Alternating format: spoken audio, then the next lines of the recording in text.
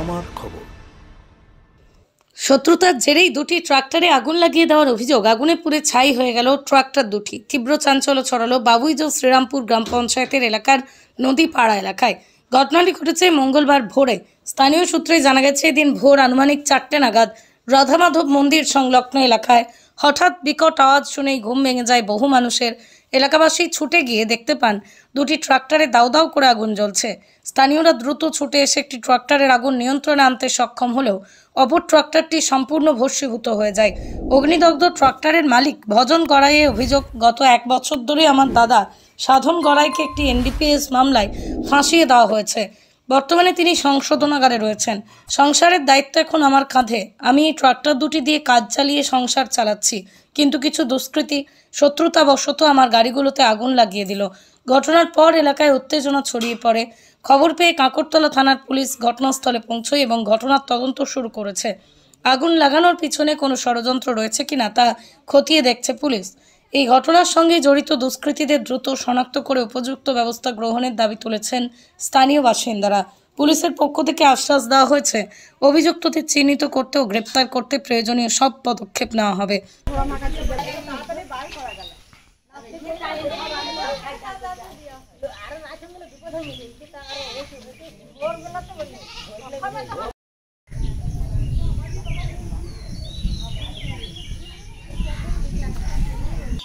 আমরা ঘুমোচ্ছিলাম, তখন আমাদের পাশে যে মন্দির আছে রাধামাধব মন্দির, সেখানকার পুরোহিত দদুলদা ও প্রথম দেখতে পায় যে আমার ট্রাক্টরটাতে আগুন লেগেছে।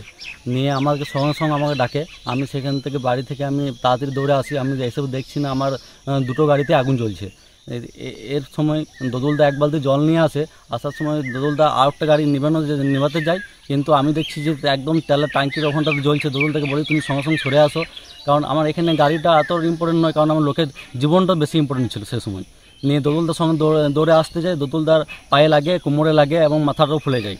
আর তা সে সময় আমরা হাইহাল্লা করি এবং পাড়াতে যতগুলো লোক আছে সবাই এসেছিলো, এমনকি নয় যে কেউ বাকি ছিল। সবাই এসে ভালোভাবে সহায়তা করেছে আমাদেরকে। এবং গাড়ি দুটোর মধ্যে একটা কোনো রকমে ঠিক আছে, তো সেরকম নেই, আমার টায়ারে সব পুড়ে গেছে। আর একটা গাড়ি পুরোটাই পুড়ে গেছে। তো দেখে যা বোঝা যাচ্ছে যে হয় পেট্রোলের দিয়ে আমার গাড়িটা আগুন লাগানো হয়েছে, আর নাহলে আমার ডিজেল যে ট্যাঙ্কি আছে সেই ট্যাঙ্কিটাতে কেউ আগুন লাগিয়ে দিয়েছে। তো ওরা আরও মানে এই আগুন লাগাতে ওদের সুবিধা হয়েছে, কারণ আমার দাদা আজ নেই, দাদা জেলে আছে। তো ওরা দেখছে যে আমি সেই ট্রাক্টরগুলো চালিয়ে আমার সংসারটা চালিয়ে দিচ্ছি, তো ওরা সেটা দেখতে পাচ্ছে না।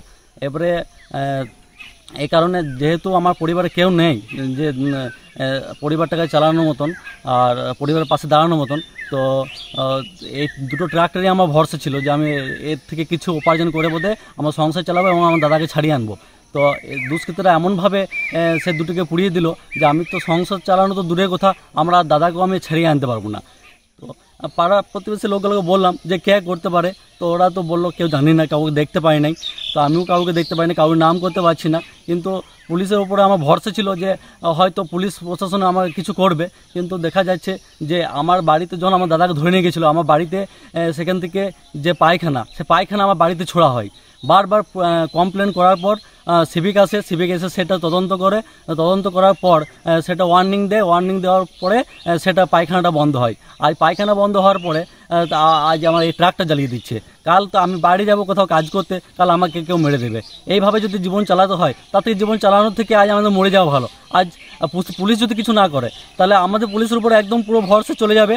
আর আমরা সংসার চালাতে পারবো না, আমাদের মৃত্যু ছাড়া কিন্তু উপায় নাই। কারণ আমরা কি খাবো? আমাদের যেটুকু উপার্জন করতাম ট্রাক্টরটার ভিতরে, সে ট্রাক্টর দুটো আজ পুড়িয়ে দিয়েছে। আমি কিভাবে সংসার চালাবো, কিভাবে জীবনযাপন চালাবো? আজ কিভাবে আমার দাদাকে নিয়ে আসবো? আমার দাদার 3টে ছেলে, সেই ছেলেগুলোকে আমি কীভাবে মানুষ করবো? একজনের 19 বছর বয়স হয়ে গেছে, সে তার বিয়ে দেওয়া আছে। তারপর তার ছোটো মেয়েটাও 16 বছর বয়স হয়েছে, তার পড়াশুনো খরচা আছে। ছোটো ছেলেটা 11 বছর বয়স, তারও পড়াশুনো খরচা আছে। তারপরে তো আমার যা আছে ফ্যামিলি আছেই, আমি কীভাবে ম্যানেজ করবো বলুন? তোমার দাদাকে কি কোন কেসে কি মামলায় ফাঁসানো হয়েছে বা তুমি ফাঁসানো অভিযোগ করছিলে? হ্যাঁ, আমার দাদাকে এনডিপিএস কেসে ফাঁসানো হয়েছে। আমার বাথরুম আছে একটা সাইডে, সাইডে ওখানে একটা নিম গাছ আছে, নিম গাছে বাথরুম উপরে ওরা দুষ্কৃতীরা ওই পোস্তর আঠা ওখানে রেখে দেয়। এসে বলতে পুলিশ আমাদের ঘরকে আসে, এসে বলে কোনো সার্চ না করে ডাইরেক্ট বাথরুমের উপরে চাপে এবং দাদাকে ধরে নিয়ে চলে যায়। কোনো কেস নেই, কিচ্ছু নেই, সোজা আমার দাদাকে থানা নিয়ে চলে যায়। Advanced information and management status দিচ্ছে হোটেল এবং হসপিটালিটি অ্যাডমিনিস্ট্রেশনের উপর নানান কোর্স করার সুবর্ণ সুযোগ। BSc in hospitality and hotel administration degree কোর্সের পাশাপাশি হোটেল ম্যানেজমেন্টে সার্টিফিকেট, ডিপ্লোমা এবং অ্যাডভান্স ডিপ্লোমা কোর্সের সুবিধা রয়েছে। 100% চাকরির নিশ্চয়তা, স্কলারশিপ, স্টুডেন্ট ক্রেডিট কার্ডে পঠন পাঠন, AC classroom, paid internship, free laptop সহ আরও নানান সুযোগ। Zonal centre, Sagarbhanga, Durgapur 713211। বিস্তারিত জানতে যোগাযোগ করুন 9091999704 কিংবা 9091999706 এই নম্বরে। দেখতে চোখ রাখুন আমাদের ফেসবুক ও ইউটিউব চ্যানেলে।